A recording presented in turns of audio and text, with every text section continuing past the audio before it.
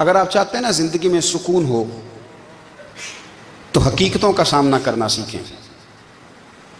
آپ جو ہیں وہ رہنا سیکھیں، جو آپ نہیں ہیں وہ بننے کی کوشش نہ کریں.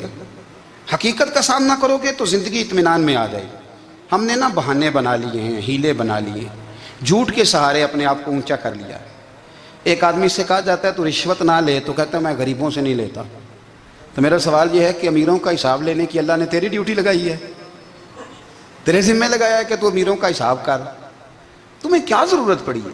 ہم نا بہانہ کرتے ہیں. رشوت لینے والے کا الگ بہانہ ہے اور سفارش والے کا الگ بہانہ ہے. حقیقت کا سامنا کریں. حقیقت کا جو میرے ذمہ داریاں ہیں وہ میں نے پوری کرنی، جو آپ کی ذمہ داریاں ہیں وہ آپ جان نہ چھڑائیں. حقیقت پسند بنیں. میرے رسول کریم پھر پڑھیے درود شریف صلی اللہ علیہ تعالی علیہ وسلم. حضور